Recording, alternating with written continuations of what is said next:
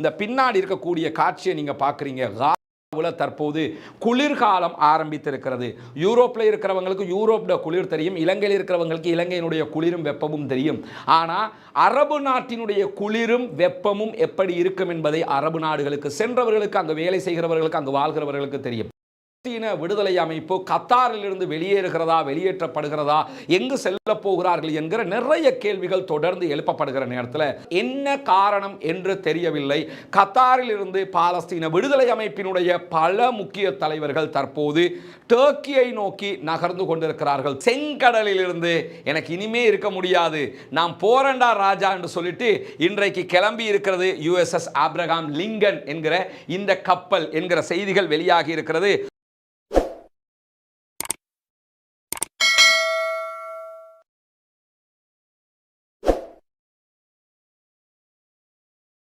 அஸ்ஸலாமு அலைக்கும் வரஹ்மத்துல்லாஹி வபரகாத். பேரன்பிற்கினிய சகோதர சகோதரிகளே, நம் அனைவர் மீதும் ஏக இறைவனுடைய அமைதியும் கருணையும் உண்டாகட்டுமாக என்கிற உயரிய பிரார்த்தனைகளோடு 410வது நாளாகவும் காசாவிலும் காசாவையொட்டிய பாலஸ்தீன பெருநிலப்பரப்பிலும் என்னவெல்லாம் நடக்கிறது என்கிற செய்திகளைத்தான் இந்த வீடியோவினூடாகவும் நாம் பார்க்க இருக்கிறோம். நமக்கெல்லாம் தெரியும், நம்முடைய வளமையான ரஸ்மின் MISC என்கிற காசா தொடர்பான செய்திகளை வெளியிட்டு வந்த சேனல் தற்போது டெர்மினேட் செய்யப்பட்டிருக்கிறது. அதை மீட்டெடுக்கக்கூடிய முயற்சிகளை எல்லா பகுதி வழியாகவும் செய்து கொண்டிருக்கிறோம். தொழில்நுட்ப வழியாக தொழில்நுட்ப வல்லுநர்கள் சில பேரை அணுகி இருக்கிறோம். இன்ஷா அல்லாஹ் அதை மீட்டெடுக்கிற முயற்சிகள் நடைபெற்று வருகிறது. ஒரு நம்பிக்கையும் இருக்கிறது இன்ஷா அல்லாஹ். அது அல்லாஹ் எப்படி வைக்கிறானுங்கிறத நம்ம பார்க்கலாம். அதுவரைக்கும் இந்த சேனலில் தான் நம்முடைய செயல்பாடுகள் முன்னெடுக்கப்பட போகிறது என்கிற வகையில் தெரிந்த சகோதரர்களுக்கு இந்த காசாவினுடைய செய்தியை கொண்டு போய் சேர்க்கும் விதமாக நிறைய இதை பகிருங்க, ஷேர் பண்ணுங்க, சப்ஸ்கிரைப் பண்ண சொல்லுங்க. காரணம் என்னன்னா, நம்மளால முடிஞ்சது அந்த மக்களுக்கு ஒன்றே ஒன்று மட்டும்தான், பிரார்த்தனை செய்வது. அதற்காக வேண்டித்தான் இன்றைக்கு 410 நாட்களாக நானும் என்னோடு சேர்ந்து நீங்களும் உழைத்து கொண்டிருக்கிறோம். இது என்னுடைய வகிபாகம் மட்டுமல்ல. நான் இதை பேசுறேன் தேர்றேங்கிறது ஒரு பக்கம் இருக்க, இதை மக்கள் மத்தியிலே கொண்டு போய் சேர்ப்பது, இதற்காக அந்த மக்களுக்காக பிரார்த்தனை செய்வது என்று அனைவரும் சேர்ந்துதான் இதை முன்னெடுத்து கொண்டிருக்கிறோம் என்பதுதான் இங்கே உச்சமான நம்பிக்கைக்குரிய ஒரு விஷயமாக இருக்கிறது. காரணம் என்னன்னா, தமிழ் பேசுகிற மக்களுக்கு மத்தியில் இத்தனை ஆண்டு காலமாக பாலஸ்தீனம் என்றால் தீவிரவாதத்தின் பூமி போன்றும், பாலஸ்தீனியர்கள் என்றாலே தீவிரவாதிகள் என்றும், சுதந்திரத்திற்காக போராடுகிறவர்கள் பயங்கரவாதிகள் என்றும் சித்தரிக்கப்பட்டிருந்த மாயையை அல்லாஹ்வின் உதவியால் நாம் அத்தனை பேரும் ஒன்றிணைந்து உடைத்திருக்கிறோம். பாலஸ்தீன விடுதலை போராட்ட அமைப்பினரை பாலஸ்தீன விடுதலை போராளிகள் என்று இன்றைக்கு அழைக்கப்படக்கூடிய அளவுக்கு ஒரு நிலையை உண்டாக்கி இருக்கிறோம். குறிப்பாக சொல்ல போனால், இனம் தெரியாத முகவரியற்ற சில பேர் அவர்களை தீவிரவாதிகள் பயங்கரவாதிகள் என்று சமூக தளங்களில் பேசினாலும், பிரபலமான ஊடகவியலாளர்கள் பிரபலமான பத்திரிகையாளர்கள் யாருமே அவர்களை தற்போது போராளிகள் என்று அழைக்கக்கூடிய நிலைக்கு மக்களுக்கு மத்தியிலே நிலைமை மாறி இருக்கிறது என்கிற ஒரு காட்சியை நம்ம கண்ணுக்கு முன்னாடி பார்க்க கிடைக்கிறது. இந்த நேரத்தில் கடந்த 410 நாட்களாக ஒரு ஆண்டுகளை தாண்டியும் இந்த வீடியோக்களை நான் உங்களுக்கு மத்தியில் கொண்டு வந்து தர்றேன். இன்றைக்கு நம்முடைய சேனல் முடக்கப்பட்டிருக்கிற இதற்கு பின்னால் ஒரு பெரும் புள்ளி இருக்கிறார். அவர் யார், அவர் எதற்காக இதை செய்தார், எப்படி செய்தார், அது தொடர்பான ஆதாரங்கள் என்ன, அவருக்கு துணை நின்ற அவர்களுடைய ஆட்கள் யார் என்கிற அனைத்து விவகாரங்களும் இந்த நிமிடத்திலேயே நம்முடைய கையில் இருந்தாலும், நம்ம சில காரணங்களுக்காக தொடர்பான செய்திகளை இன்று வெளியிடவில்லை. நாளை பெரும்பாலும் வெளியிடுவதற்கான ஏற்பாடுகளை செய்து கொண்டிருக்கிறோம். சில நேரங்களில் நாளை தவறினால் நாளை மறுநாள் என்று எப்படியும் இவர்கள் யார் என்கிற செய்திகளை முதல்ல சேனலை மீட்டெடுக்க வேண்டியிருக்குது. அதற்கு பிறகுதான் மற்றவற்றை பார்க்க வேண்டி இருக்கிறது. இந்த நிலையில தான் இந்த சேனலை முடக்கிற அளவுக்கு இவர்களுக்கு மனது வந்ததே என்கிற ஒரு பெரும் ஆதங்கத்தை பல பேரும் என்னிடத்தில் தொடர்பு கொண்டு பேசுகிறீர்கள். குறிப்பாக நான் நெகிழ்ந்து போன ஒரு பகுதி என்னென்னு சொன்னால், நிறைய சகோதரர்கள் கால் பண்ணி, பிரதர் நீங்கள் இவ்வளோ காலமாக இதை செஞ்சு வர்றீங்க என்று சொல்லி எனக்காக பிரார்த்தனை செய்து கொண்டிருந்த நேரத்தில் நான் உணர்ந்த ஒரு விஷயம் என்னென்னு கேட்டால், என்னுடைய பணி இது என்பதை தாண்டி இன்றைக்கு தமிழ் பேசுகிற முஸ்லீம்களுக்கு மத்தியில், தமிழ் பேசுகிற சகோதரர்களுக்கு மத்தியில் இன்றைக்கு பாலஸ்தீன மக்களுக்கான ஒரு பிரார்த்தனையை தினம்தோறும் செய்து கொண்டிருக்கிறோம். அதற்கான வழியை அந்த சேனல் ஊடாக நாம் உண்டாக்கி இருக்கிறோம் என்பதை நாம் கண்கூடாக காண முடிகிறது. குறிப்பாக இன்னைக்கு கிட்டத்தட்ட ஒரு 11 அல்லது 13 மூதாட்டிகளே என்னை தொடர்பு கொண்டிருந்தார்கள். எங்கிட்ட அவங்களோட நம்பர் கூட கிடையாது. தல்கஸ்பிட்டியிலிருந்து ஒரு மூதாட்டி, அதே போன்று நட்பிட்டி முனை, நிந்த ஊர், காத்தான்குடி, அதே நேரத்தில் தெற்கில் பேருவலை, இவங்க பேசின அத்தனை பேருமே கிட்டத்தட்ட 50 வயதுகளை தாண்டியவர்கள் என்பதை எனக்கு புரிந்து கொள்ள முடிந்தது. வயோதிக தாய்மார்கள் தான் பேசினார்கள். அழுதாங்க, கவலைப்பட்டாங்க. ஏன்னா அந்த அழுகையில், கவலையில் நான் புரிந்து கொண்டது தான் என்னுடைய சேனல் என்பதை தாண்டி இதற்கே இவ்வளவு இவர்கள் கவலைப்படுகிற போது அந்த பாலஸ்தீன அப்பாவிகளுக்காக எவ்வளோ கவலைப்படுவார்கள், எவ்வளோ ஆதங்கப்படுவார்கள். இதுதான் நாம் விரும்பியது சகோதரர்களே. இதற்காகத்தான் இதை இவ்வளவு நாட்களாக செய்து கொண்டிருக்கிறோம். ரசூலுல்லாஹி ஸல்லல்லாஹு அலைஹி வஸல்லம் அவர்கள் நமக்கு கற்றுத்தந்த மிகப்பெரிய ஒரு வார்த்தை தான் அல் முஸ்லிமு அஹுல் முஸ்லிம். முஸ்லிம்கள் அத்தனை பேருமே சகோதரர்கள் என்கிற ஒரு செயல்பாட்டை கற்றுத்தந்திருக்கிறார்கள். ஒரு மோமின், முஸ்லிம்கள் அனைவரும் ஒரு கட்டிடத்தை போன்றவர்கள் என்று ரசூலுல்லாஹி ஸல்லல்லாஹு அலைஹி வஸல்லம் அவர்கள் இன்னொரு உதாரணத்தை சொல்கிறார்கள். நம்முடைய சகோதரத்துவத்தை பற்றி பேசுகிற போது ஒரு உடலை ரசூலுல்லாஹி ஸல்லல்லாஹு அலைஹி வஸல்லம் அவர்கள் உதாரணம் காட்டுகிறார்கள். உடலிலே ஒரு பகுதி பாதிக்கப்படுகிற போது முழு பகுதியும் வேதனையை அனுபவிக்கிறது என்றெல்லாம் நமக்கு அழகான பல உதாரணங்களை காட்டுகிறார்கள். காரணம் என்னன்னா, எங்கேயோ இருக்கிற பாலஸ்தீன மக்களுக்காக இன்றைக்கு நம்ம துடிச்சு போறோம்னா இதுதான் நமக்கு இஸ்லாம் காட்டிய அழகான வழிமுறையாக இருக்கிறது. எனவே நம்முடைய பிரார்த்தனை தான் இங்கே முக்கியமானது. அதை தாண்டி இன்றைக்கு எனக்காக ஆயிரக்கணக்கான வாட்ஸ்அப் மெசேஜ்கள், பல பேருக்கு ரிப்ளை கூட பண்ணி முடிக்கலை. அத்தனையும் பிரார்த்தனையும் எனக்கான ஆறுதலாகவும் நீங்கள் அனுப்பியிருந்த வார்த்தைகள் உண்மையிலேயே தாங்க முடியாத அளவுக்கு உங்களுடைய அன்பு இருக்கிறது என்கிற அந்த ஒரு விவகாரத்தையும் நான் இந்த இடத்துல சொல்லி ஆகணும். அதே நேரத்தில் கமெண்ட்ஸ்லையாக இருக்கலாம், மற்ற இடங்களையாக இருக்கலாம், நிறைய பேர் தொடர்பு கொள்றீங்க. எனக்கு எல்லோரோடும் பேச முடியல. குறிப்பாக ஈவினிங் 5 மணிக்கு பிறகுல இருந்து தொடர்பு கொள்ளுகிற பல பேரோடு எனக்கு பேச முடியாமல் போனது. காரணம் என்னன்னா, நான் ஈவினிங் 5 மணிக்கு சுமாராக 4 மணிக்கு ஆரம்பிப்பேன் அல்லது 5 மணிக்கு இதுக்காக குறிப்பெடுக்க அமர்ந்தால்தான். இப்போ நம்ம கிட்டத்தட்ட 9:20க்கு இந்த வீடியோவை ரெக்கார்ட் பண்ணுறோம். அப்போ 5 மணி நீங்கள் எடுத்துக்கிட்டா கூட கிட்டத்தட்ட 4 மணி நேரங்கள் இந்த செய்திகளை நம்ம தொகுக்க வேண்டி இருக்கிறது. பல ஊடகங்களில் இருந்தும், குறிப்பாக ஆங்கில அரபு சேனல்களில் இருந்து, நேரடியான சேனல்களில் இருந்து, சில பொழுதுகளில் பாரிசி மொழியில் இருக்கக்கூடியதை கூட டிரான்ஸ்லேட் பண்ண வேண்டியிருக்குது. நிறைய சகோதரர், மொழி அறிந்த சகோதரர்கள் கூட சில பொழுதுகளில் நமக்கு இதுக்கான உதவிகள் எல்லாம் பண்ணிக்கிட்டு இருக்கிறாங்க. இதையெல்லாம் தொகுத்து தான் ஒரு உண்மை செய்தியை கொண்டு வர்றதுங்கிறது சாதாரண விஷயம் இல்லை. அது என்ன மாதிரி ப்ராசஸ் நடக்குதுங்கிறத நான் ஒரு வீடியோவாகவே உங்களுக்கு காட்ட இருக்கிறேன். எப்படி நம்ம இதை தயாரிக்கிறோம், எங்கேருந்து இந்த சோர்ஸ் எடுக்கிறோங்கிற விஷயங்களை நான் போடுறதுக்கு இருக்கிறேன். இன்ஷா அல்லாஹ் அதை பார்க்கும்போது உங்களுக்கு தெரியும். இதற்காக எப்படியெல்லாம் நாம் அவதிப்பட வேண்டியிருக்கிறது, கஷ்டப்பட வேண்டியிருக்கிறதுனா, அவர்கள் படுகிற கஷ்டத்தோடு இது ஒரு பெரிய கஷ்டமே கிடையாது. இருந்தாலும் இவ்வளவையும் கஷ்டப்பட்டு கொண்டு வந்து அந்த மக்களுக்கான பிரார்த்தனைக்காக இதை செய்து கொண்டிருக்கும் போது இதை முடக்குவதற்கும் இவர்களுக்கு மனது வருகிறது என்று சொன்னால், என்மேல் கொண்ட குரோதத்திற்காக, என்மேல் கொண்ட கோபத்திற்காக என்னை கூப்பிட்டீங்கன்னா நான் நேரில் வந்து நிற்பேன். எனக்கு அடிச்சுக்கிறங்க, வேற ஏதாவது செய்யணும்னா கூட பண்ணிக்கிறங்க. இதுதான் உங்களுடைய இலக்கு என்று நினைக்கும் போது, அதிலையும் இந்த மாதிரி சேனல் நடந்துருச்சுன்னு நான் ஃபேஸ்புக்கில் போட்டிருந்த நேரத்தில் சில சகோதரர்களுடைய கமெண்ட்டை சில சகோதரர்கள் எனக்கு ஸ்க்ரீன்ஷாட் எடுத்து அனுப்பியிருந்தாங்க. பார்க்கும்போது நான் யோசித்தேன், நான் அதை சொல்ல விரும்பலை. ஒரு கட்சி சார்ந்த சில சகோதரர்கள் உங்களுடைய கட்சி சார்ந்து இருக்கிறீர்கள் என்பதற்காக நான் பேசினது வேற ஒன்றும் இல்லை. ஜனாசா எரிப்புக்கு துணை போனவர்களுக்கு வாக்களிக்காதீர்கள் என்பதுதான் என்னுடைய வாதமாக இருந்தது. அது வெற்றியும் கண்டிருக்கிறோம் அல்லாஹ்வுடைய உதவியில். ஆனால் அதை சொன்னதற்காக வேண்டி, உங்களுடைய கட்சிகளுக்காக வேண்டி நீங்கள் பேசுகிற பேச்சுக்களுக்கெல்லாம் அல்லாஹ்வை பயந்து கொள்ளுங்கள். இது கட்சி சார்ந்த விவகாரம் அல்ல. இந்த காசா விவகாரத்தில் முழுமையாக அந்த மக்களுக்காக நாம் நிற்க வேண்டும். எனவே பூரிப்படைகிறேன், மகிழ்ச்சி அடைகிறேன். அல்லாஹுக்கே எல்லா புகழும். உங்களுடைய அன்புக்கு எப்பொழுதும் பாத்திரமானவனாக இருக்க வேண்டும் என்று ஆசைப்படுகிறேன்.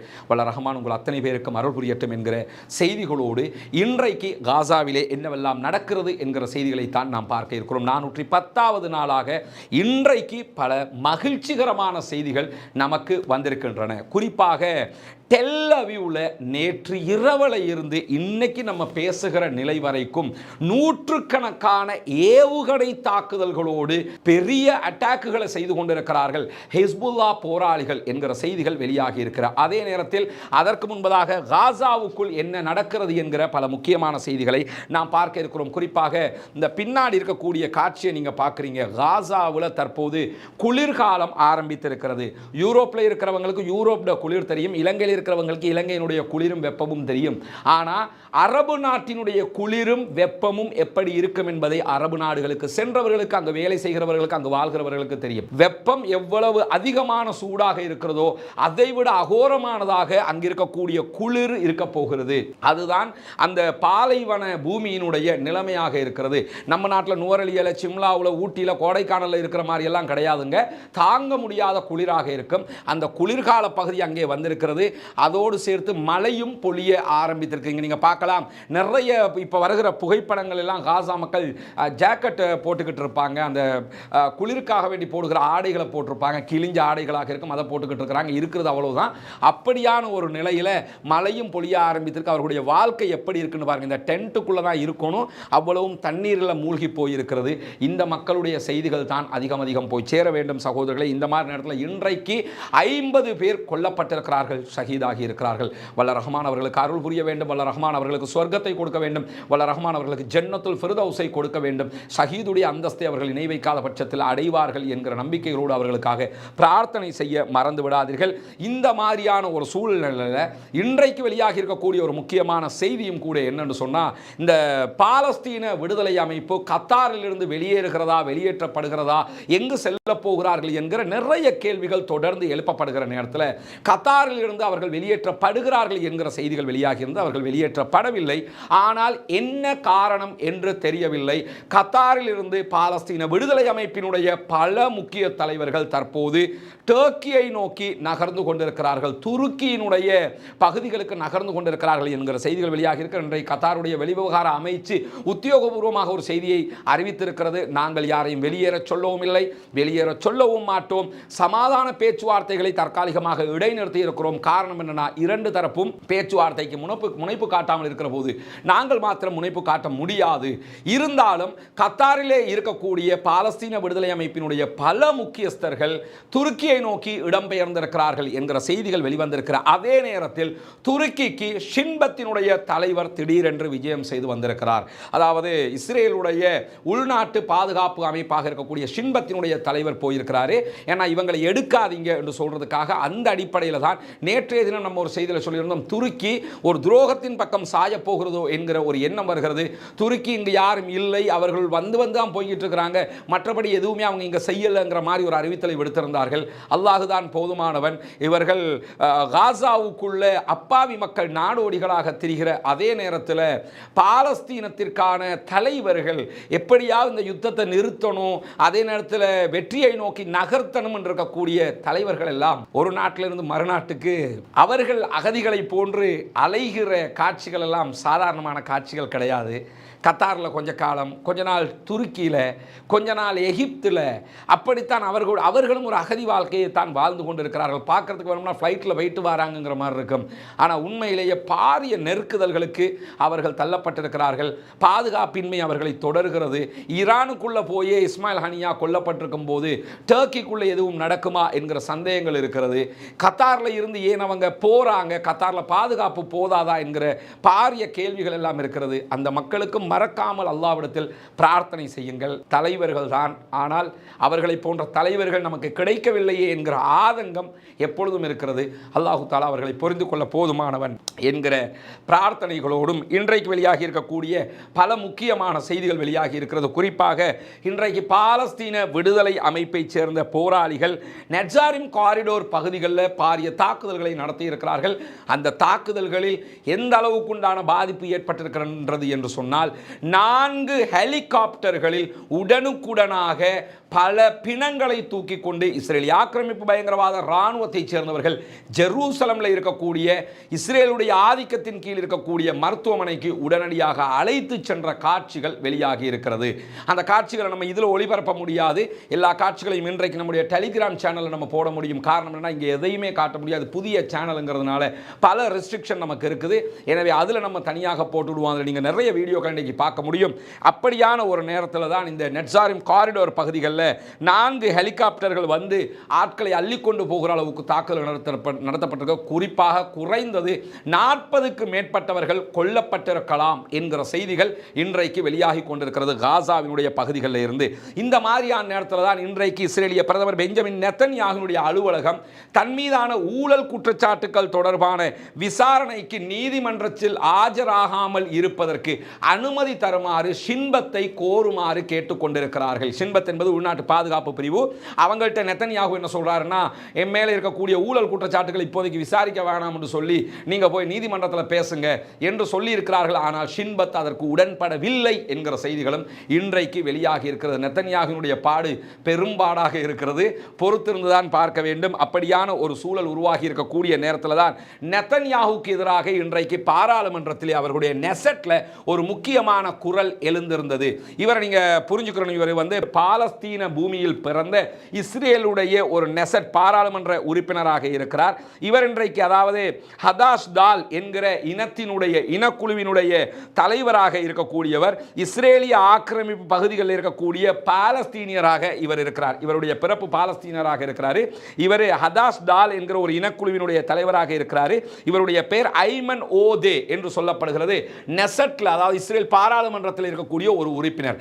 இன்றைக்கு தைரியமாக ஒரு வீரநாட்டம் என்ன பண்ணாருன்னு கேட்டா, பாராளுமன்றத்தில் அத்தனை நெசட் உறுப்பினர்களுக்கு மத்தியில் இஸ்ரேலிய ஆக்கிரமிப்பு அரசாங்கத்தினுடைய பிரதமராக செயல்படக்கூடிய பெஞ்சமின் நெத்தன்யாகுவை நோக்கி நீங்கள் ஒரு என்கிற வேர்டை அவர் பயன்படுத்தி இருந்தார். இதற்காக அவர் பாராளுமன்ற அவையிலிருந்து வெளியேற்றப்பட்டார். பாராளுமன்றத்தில் இருந்த நெத்தன்யாகுவினுடைய ஆதரவு உறுப்பினர்கள் அவர் மீது சீறிப்பாய்ந்த காட்சிகள் வெளியாகி இருக்குது. என்னுடைய ரஸ்மின மயசி என்கிற எக்ஸ் பேஜில் இவருடைய முழுமையான உரை இன்றைக்கு ஷேர் பண்ணியிருக்கிறோம். பார்க்க வேண்டிய சகோதரர்கள் அதில் போய் நீங்கள் பார்த்துக்கொள்ள முடியும். அவ்வளவு இன்றைக்கு அதாவது கர்ச்சித்து அவர்களுக்கு எதிராக இன்றைக்கு ஒரு உச்சகட்ட பேச்சை பேசியிருக்கிறார். இஸ்ரேலுடைய பாராளுமன்றத்திலேயே இப்படியான ஒரு வார்த்தையை பேசுவதற்கு உண்மையிலேயே தைரியம் வேண்டும். ஏற்கனவே நம்ம காஷிப் அவர்களுடைய தைரியத்தை பேசி இருக்கிறோம். அதே போன்று அங்கிருக்கக்கூடிய இன்னொரு பாராளுமன்ற உறுப்பினர்களுடைய வரலாற்றை எல்லாம் நம்ம பார்த்திருக்கிறோம். அதை தாண்டி இன்னும் ஒருவர் அங்கே இருக்கிறார் என்று நாம் இன்றைக்கு அறிந்து கொண்டிருக்கிறோம். குறிப்பாக இவர் பாலஸ்தீனியராக இருக்கிறார். இஸ்ரேலுடைய ஆக்கிரமிப்புக்கு கீழே இருக்கிறார். ஆனால் தனி ஒரு இனக்குழுவின் தலைவராக இருக்கிறார் என்பதையும் இங்கே நாம் பார்க்க வேண்டும். இன்றைக்கு அவருடைய பேச்சில் அவர் சொன்ன ஒரு விஷயம்தான், 17,385 குழந்தைகளை நீங்கள் கொன்று குவித்திருக்கிறீர்கள் என்று சொல்லிவிட்டு சொல்கிறார். இதிலே 825 குழந்தைகள் ஒரு வருடம் கூட பூர்த்தியாகாத குழந்தைகள். இப்படி ஒரு பாரிய அநியாயத்தை நீங்கள் செய்து கொண்டிருக்கிறீர்கள். காசாவிலே 35,000 குழந்தைகள் அனாதைகளாக மாறி இருக்கிறார்கள் என்கிற தரவுகளை ஆதாரத்தோடு இன்றைக்கு நெசட்ல முன் வச்சிருக்கிறார். அது மட்டுமல்லாமல் என்ன சொல்றாருன்னா, இவர்கள் அனைவர்களுடைய இரத்தமும் உங்களை கண்டிப்பாக வேட்டையாடும், நீங்கள் தப்பவே முடியாது என்கிற ஒரு உச்சகட்ட ஒரு வார்த்தையை பயன்படுத்தி இஸ்ரேலிய நெசட்டையே இன்றைக்கு ஆட்டம் காண வைத்திருக்கிறார். இந்த ஹதாஷ் தால் என்கிற இனக்குழுவினுடைய தலைவராக இருக்கிற ஓஷே அவர்கள் என்கிற செய்தியையும் இன்றைக்கு நாம் பார்க்க முடிகிறது. பரபரப்பாக இன்றைக்கு இந்த செய்தி பல ஊடகங்களில் பேசப்படுகிறது. குறிப்பாக எக்ஸ் பயன்படுத்துகிறார்கள் பார்க்க முடியும். எக்ஸில் ட்விட்டர் பேஜில் இன்றைக்கு பரபரப்பாக இருக்கக்கூடியவரே இவர் தான். அந்த அளவுக்கு தைரியமாக இந்த வார்த்தைகளை அவர் பேசியிருக்கக்கூடிய நேரத்தில் இன்றைக்கு இன்னும் ஒரு முக்கியமான செய்தி, மகிழ்ச்சிக்குரிய செய்தி வெளியாகி இருக்கிறது. அதாவது இந்த கப்பல் இதுதான் விமானம் தாங்கி கப்பல், அமெரிக்காவினுடைய USS ஆப்ரஹாம் லிங்கன் என்று சொல்லக்கூடிய விமானம் தாங்கி கப்பல். இந்த கப்பல் முழுவதுமாக அணுசக்தியில் இயங்கக்கூடிய கப்பல். இந்த கப்பலுக்கு என்ன சொல்லுவாங்க, நிமிட்ஸ் வகுப்பு கப்பல்கள் என்றுதான் இதற்கு பெயர் சொல்லுவார்கள். காரணம் என்னன்னு கேட்டால் இது முழுவதுமாக அணுசக்தியில் இயங்கக்கூடிய கப்பலாக இருக்கிறது. இந்த கப்பல் யமன்ல இருக்கக்கூடிய ஹூதிகளை தடுப்பதற்காக வேண்டி ஆகஸ்ட் மாதம் முதல் செங்கடல் பகுதிகளில் பார்டர்ல கொண்டு வந்து நிறுத்தப்பட்டிருந்தது. இதுல இருந்து தான் யமன் மேல விமான தாக்குதல்களை எல்லாம் இவர்கள் நடத்தி கொண்டிருந்த நேரத்தில் நம்ம ஒரு 3 நாட்களுக்கு முன்பதாக ஒரு மகிழ்ச்சிகரமான செய்தியை சொல்லியிருந்தோம். தொடர்ந்து 8 மணி நேரங்கள் சரமாரியான தாக்குதல்களை வெச்சி செஞ்சாங்கன்னு சொல்லுவோம்ல, அந்த மாதிரி வெச்சி செஞ்சாங்க ஹூதிகள், யமன்ல இருக்கக்கூடிய படைப்பிரிவினர். அப்படி செய்யப்பட்டதில் விமானம் தாங்கி கப்பலில் இருந்த நிறைய விமானங்கள் உடைத்து நொறுக்கப்பட்டிருக்கிறது, தீப்பற்றி எரிந்திருக்கிறது என்கிற செய்திகள் இன்றைக்கு மகிழ்ச்சியாக வெளியாகி இருக்கிற அதே நேரம் அந்த மகிழ்ச்சியை கேட்டு தாங்க முடியாமல் இருக்கும் போது இன்னொரு மகிழ்ச்சி என்னவென்று சொன்னால், இன்றைக்கு செங்கடலில் இருந்து எனக்கு இனிமே இருக்க முடியாது, நான் போறேன்டா ராஜா என்று சொல்லிட்டு இன்றைக்கு கிளம்பி இருக்கிறது யுஎஸ்எஸ் ஆப்ரஹாம் லிங்கன் என்கிற இந்த கப்பல் என்கிற செய்திகள் வெளியாகி இருக்கிறது. இந்த கப்பலை பொறுத்தவரையில் மிக பிரம்மாண்டமான விமானங்கள் இதெல்லாம் பார்த்தீங்கன்னு சொல்லி சொன்னா, ஆள் உள்ள இருந்து பைலட் சென்று போய் தாக்குகிற விமானங்கள், இந்த மாதிரியான விமானங்கள் வச்சு தான் அவங்க ஹொதைதா துறைமுகத்தின் மீது தாக்குதல் நடத்தினார்கள், பல இடங்களில் தாக்குதல்களை நடத்தினார்கள். இந்த மாதிரியான கப்பல் நமக்கு அண்மையில் இருக்கக்கூடிய இந்தியாவில் இது மாதிரி ஓரளவுக்குண்டான ஒரு சிறிய கப்பல் இருக்கிறது. மற்றபடி அமெரிக்காவிடத்தில் தான் பாரிய கப்பல் இருக்கிறது, ரஷ்யாவிடத்தில் இருக்கிறது. இந்த மாதிரியான கப்பல்கள் அவர்கள் தான் வைத்துக் கொண்டிருக்கிறார்கள். அப்படியான விமானம் தாங்கி கப்பலாலேயே யமன்ல இருக்கக்கூடிய ஹூதிகளுடைய தாக்குதலை தாக்குப்பிடிக்க முடியாமல் 8 மணி நேர தாக்குதலை தாங்க முடியாமல் கடந்த நவம்பர் 12ஆம் தேதி தான் அந்த தாக்குதல் நடத்தப்பட்டது. தாக்குப்பிடிக்க முடியாமல் பல அழிவுகளை சந்தித்த நிலையில் அவர்கள் மீண்டும் பயணிக்க ஆரம்பித்திருக்கிறார்கள். செங்கடலில் எங்களால் இருக்க முடியாது என்று சொல்லிவிட்டு நகர்ந்திருக்கிறார்கள். இது மிகப்பெரிய ஒரு வெற்றியாக இந்த சந்தர்ப்பத்தில் பார்க்கப்படுகிறது. ஏன்னு சொன்னா, இந்த விமானம் தாங்கி கப்பல் ஒரு ஏரியாவுக்கு வருகுதுனாலே எல்லா நாடும் அலறுவாங்க. ஈவன் சவுதி அலறுவான், மற்ற நாடெல்லாம் அலறுவான். அப்படி இருக்கும்போது அந்த கப்பலை அடிச்சு விரட்டுறாங்கன்னா 8 மணி நேரம் பாலிஸ்டிக் ஏவுகணை, சூப்பர்சோனிக் ஏவுகணை தாக்குதல்கள் அவர்கள் மீது நடத்தப்பட்ட நேரத்தில் தான் அவர்களால் இந்த கப்பல்களை பொறுத்தவரையில் இதில் ஏவுகணை தடுப்பு எல்லாம் கிடக்குது. ஏவுகணையை தடுக்கிற சிஸ்டம் எல்லாம் இவங்க வச்சு தான் இருக்கிறாங்க. அதையும் மீறித்தான் இந்த கப்பல் மீது உச்சகட்ட அட்டாக் நடத்தப்பட்டிருக்கிறது. எனவே அடியை வாங்கி இனிமே நிற்க முடியாது என்று சொல்லி அவங்களால முடியும்னா கெத்தா நிற்பாங்க, திருப்பி அடிப்பாங்க. ஆனால் நிற்கலை, நான் போயிட்டு வர்றேன், இனிமே நிற்க முடியாது என்று இன்றைக்கு யுஎஸ்எஸ் ஆப்ரஹாம் லிங்கன் கிளம்பி விட்டது என்கிற செய்திகளும் வெளியாகி இருக்கிறது. இப்படியான நேரத்தில் தான் இன்றைக்கு வெளியாகி இருக்கக்கூடிய மிக அதிகமான செய்திகள் எப்படிப்பட்ட செய்திகளாக இருக்கிறது என்று சொன்னால், ஹிஸ்புல்லாக்களுடைய தாக்குதல் தொடர்பான செய்திகளாக இருக்கிறது. அந்த காட்சிகளை எல்லாம் நீங்கள் பார்க்கணுமே, கண்கொள்ளா காட்சிகள். இன்னைக்கு இன்ஷால்லா நம்முடைய டெலிகிராம் சேனல் அதை போட்டு விடுவோம். அதில் நீங்கள் பாருங்க, குறிப்பாக அவர்களுடைய எந்த பகுதியெல்லாம் தாக்குதலுக்குள்ளாகி இருக்கிறது சொன்னால், அல் மையாதின் தொலைக்காட்சியினுடைய செய்தி பிரகாரம் லெபனானில் இருக்கக்கூடிய தெற்கு நகரமாக இருக்கக்கூடிய ஷமா என்கிற பகுதியினுடைய ஆரம்ப பகுதிகளில் இஸ்ரேலிய ஆக்கிரமிப்பு பயங்கரவாத இராணுவத்தினுடைய 3 மெர்காவா டேங்குகளை இன்றைக்கு அளித்திருக்கிறார்கள் ஹிஸ்புல்லாக்கள் என்கிற செய்திகள் வெளியாகி இருக்கிறது. அதே போன்று இன்றைக்கு வெளியாகி இருக்கக்கூடிய இன்னும் ஒரு முக்கியமான செய்தி என்னன்னு சொன்னா, ஏற்கனவே யுஎஸ்எஸ் ஆப்ரஹாம் லிங்கனை விரட்டி அடிச்ச யமனுடைய ஆயுத பிரிவு இன்றைக்கு இன்னும் ஒரு வீரதீர செயலை செய்திருக்கிறார்கள். அதாவது அனடுலு எஸ் என்கிற கப்பல் மீது சற்று முன்னால் தாக்குதலை நடத்தி இருக்கிறார்கள்.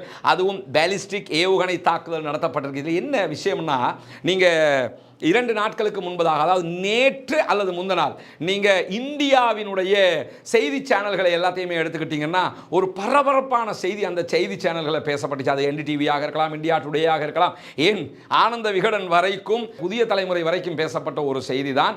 இந்தியா பாலிஸ்டிக் ஏவுகணை பரிசோதனை நடத்தி இருக்கிறது. இந்தியா இப்பதான் பரிசோதனையை நடத்திக்கிட்டு இருக்கிறான். ஆனா யமன் ஆயிரக்கணக்கான பாலிஸ்டிக் ஏவுகணைகளை வைத்துக் கொண்டு தாக்குதல் நடத்திக்கிட்டு இருக்கிறான்.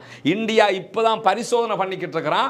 ஹிஸ்புல்லாக்கள் என்ன சொல்றாங்கன்னா 2 லட்சத்துக்கு மேற்பட்ட ஏவுகணைகள் இருக்கிறது என்று அறிவித்திருக்கிறார்கள். எனவே இந்தியாவினுடைய ஆயுத பலம் என்ன, யமனிகளுடைய ஆயுத பலம் என்ன, ஹிஸ்புல்லாக்களுடைய ஆயுத பலம் என்ன என்பதை ஒரு ஒப்பீட்டுக்காக நீங்கள் பார்த்துக் கொள்ள முடியும். அவ்வளவு உச்சகட்டமான ஆயுத பலத்தோடு அவர்கள் இருக்கிறார்கள் என்பதையும் இந்த செய்திகள் காட்டுகிற அதே நேரத்தில் தான் இன்றைக்கு அனடுலு எஸ் என்கிற கப்பல் மீது பயங்கரமான தாக்குதலை நடத்தி இருக்கிறார்கள் போராளிகள் என்கிற செய்திகள் வெளியாகி இருக்கிறது. அதே போன்று இன்றைக்கு வெளியாகி இருக்கக்கூடிய இன்னும் ஒரு முக்கியமான செய்தி தான் டெல் அவீவ்ல நேற்று இரவுல இருந்து முழுமையான தாக்குதல்களை நடத்தி கொண்டிருக்கிறது ஹிஸ்புல்லாக்களுடைய படைப்பிரிவு. குறிப்பாக டெல் அவீவ்ல பகுதிகளில் பெரிய வெடிப்புகள் ஏற்பட்டிருக்கிறது. சூப்பர் மார்க்கெட்டுகளுக்குள்ள தாக்குதல் நடத்தப்படுகிறது. சூப்பர் மார்க்கெட்டுகளுக்குள்ள அட்டாக் ஆகிற சிசிடிவி காட்சிகள் வெளியாகி இருக்கிறது. வீதிகளில் வாகனங்கள் பற்றி எரிகிற காட்சிகள் வெளியாகி கொண்டிருக்கிறது. மொத்தத்தில் டெல் அவீவ் பற்றி எரிகிற காட்சிகள் நிறைய தாராளமாகவே வெளியாகி இருக்கிறது. அதெல்லாம் நம்ம குரூப்பில் போட்டுவிடுவோம், நீங்கள் பார்த்துக்கொள்ள முடியும். அதில் நீங்கள் பார்த்தீங்கன்னா இன்றைக்கு லெபனானில் இருந்து ஏவப்பட்ட பாலிஸ்டிக் ஏவுகணைகள், ராக்கெட்டுகள் பல தாக்குதல்களை டெல் அவீவ்ல நடத்தி இருக்கின்றன. குறிப்பாக டெல் அவீவ்ல இருக்கக்கூடிய இஸ்ரேலுடைய பென் குரியன் விமான நிலையம் உடனடியாக நேற்று இரவுல இருந்து மூடப்பட்டிருந்தது. முதல்ல இஸ்ரேல்ல முன்னெல்லாம் எப்படின்னா விமான நிலையத்தை மூடிட்டாங்களா இந்த மாதிரி ஆச்சரியமா பார்ப்பாங்க. இப்போ எப்படி பார்ப்பாங்க, விமான நிலையத்தை திறந்துட்டாங்களா, இதைத்தான் ஆச்சரியமா பார்ப்பாங்க. ஏன்னா முக்காவாசி நேரம் மூடித்தான் வச்சிருக்கிறாங்க.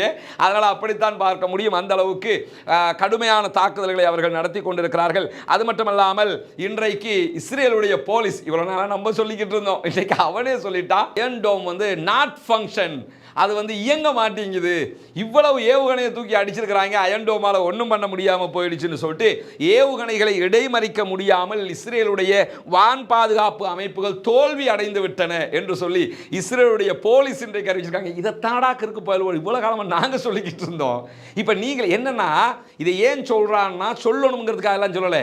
இப்போ வீடியோ எல்லாம் ஸ்ப்ரெட் ஆக ஆரம்பிச்சிருச்சு. இந்த தாக்குதல் எல்லாம் நீங்க பார்த்தீங்கன்னா ஈரான் தாக்குதல் நடத்தின டைம்ல எப்படி நடந்துச்சோ அது மாதிரி சிம்ம சொப்பனமான தாக்குதல்கள் வீடியோ எல்லாம் ஸ்ப்ரெட் ஆகி கொண்டிருக்கிறதுனால உடனே என்ன பண்றாங்கன்னா அயர்ன் டோம் செயலிழந்துருச்சு. அயர்ன் டோம் தானடா செயலிழந்துருச்சு, நீங்க தான் பாலிஸ்டிக் ஏவுகணையை தடுக்கிறதுக்காக தான் தேடை கொண்டு வந்தீங்க, அது என்ன ஆச்சுன்னு கேட்டா தேடுடைய சப்தமே இல்லாமல் தேடுக்கு சில நேரம் சொல்லி வச்சிருப்பாங்க. ஹிஸ்புல்லாக்கள் பாலிஸ்டிக் அடிச்சா, அதாவது அந்த அயர்ன் டோம்ட சிஸ்டம் என்னன்னா பாலிஸ்டிக் ஏவுகணை எவன் தாக்கினாலும் அதை தடுக்கணுங்கிறது தானே. அநேகமாக நான் என்ன நினைக்கிறேன்னு கேட்டால் இஸ்ரேலுக்கு கொண்டு வந்திருக்கிற அமெரிக்காவினுடைய தேடுக்கு சொல்லியிருப்பாங்க போல, நீ ஈரான் அடித்தா மட்டும்தான் தடுக்கணும், ஹிஸ்புல்லாக்கள் அடித்தா தடுக்கக்கூடாதுன்னு எதுவும் சொல்லி வச்சுருக்காங்களான்னு தெரியலை. அவ்வளவு அசிங்கம் பிடிச்ச மாதிரி அடி வாங்கி செத்துருக்கிறாங்க. 6 பேர் சீரியஸ் கண்டிஷனில் ஹாஸ்பிட்டலில் அனுமதிக்கப்பட்டிருக்கிறாங்கன்னு சொல்லியிருக்கிறாங்க. 6 பேருண்டு அவங்களே சொல்கிறாங்கன்னா எத்தனை பேர் இருப்பாங்கிறத நீங்களே கணக்கில் போட்டுக்கிறங்க. அந்த அளவுக்கு இன்றைக்கு தாக்குதல்கள் நடத்தப்பட்டிருக்கிறது. அது மட்டும் இல்லாமல் இஸ்ரேலுடைய பல முக்கியமான நகரங்களாக இருக்கக்கூடிய ஹைஃபா, எக்கர் உள்ளிட்ட நகரங்கள் மீது இஸ்ரேலில் இருக்கக்கூடிய மிக பிரபலமான நகரங்கள் ஹைஃபா, அதே போன்று எக்கர், டெல் அவீவ், இது மாதிரியான நகரங்கள் மீது தான் இப்போ முழுமையான தாக்கல் நடத்தப்படுது. காரணம் என்னன்னா கலீலி, அப்பர் கலீலி, கிரியாத் ஷமோனா எல்லாம் அழிச்சு நொறுக்கிட்டாங்க. அதனால தான் இப்போ அடுத்த பக்கம் தாக்குதல்களை உச்சமாக நடத்தி கொண்டிருக்கிறார்கள் என்கிற நிலையில தான் இன்றைக்கு 12 தடவைகளுக்கு மேலே உச்சகட்ட தாக்குதல்களை அவர்கள் நடத்தி இருக்கிறார்கள் என்கிற செய்திகள் வெளியாகி இருக்கிற. 27 தடவைகளுக்கு மேலே ஆளில்லா விமான தாக்குதல்களை நடத்தி இருக்கிறார்கள் என்கிற செய்திகளும் இன்றைக்கு வெளியாகி இருக்கக்கூடிய நேரத்தில் கோலானி படைப்பிரிவின் மீதும் தாக்குதல்களை நடத்தி இருக்கிறோம் என்கிற செய்திகளையும் ஹிஸ்புல்லாக்கள் வெளியிட்டு இருக்கிறார்கள். இப்படியான நேரத்தில் இன்றைக்கு வெளியாகி இருக்கக்கூடிய மிக மிக கவலைக்குரிய இன்னும் ஒரு செய்தி என்னவென்று சொன்னால், அதாவது பாலஸ்தீனத்தில் இருக்கக்கூடிய பிள்ளைகள், குழந்தைகளுக்கு சாப்பிடுவதற்கு உணவுகள் இல்லாமல் கடைசி கட்ட நிலையை அடைந்திருக்கிறார்கள். பூச்சிகளையும் புழுக்களையும் கூட சாப்பிடுகிறார்கள் என்கிற ஒரு நிலை உருவாகி இருக்கிறது. அது சொல்லவே முடியலை, தாங்கவே முடியலை. அப்படியான ஒரு நிலைக்கு அவர்கள் தள்ளப்பட்டிருக்கிறார்கள். பூச்சி புழுக்களை கூட சாப்பிடுகிறது குழந்தைகளுடைய நிலை தள்ளப்பட்டிருக்கிறது. எனவே அவர்களுக்காக பிரார்த்தனை செய்வதை தவிர வேறு ஒன்றும் செய்ய முடியாது. தஹஜ்ஜத்தில் எழும்பி அவர்களுக்காக கையேந்துங்கள். முடியுமானவர்கள் முடியுமான முறைகளில் இபாதத்துக்களை செய்து அவர்களுக்காக இறைவனிடத்திலே பிரார்த்தனை செய்யுங்கள். ஒவ்வொரு தொழுகைகளிலும் குனூத்து நாசிலாவை ஓதிக்கொண்டு வாருங்கள்.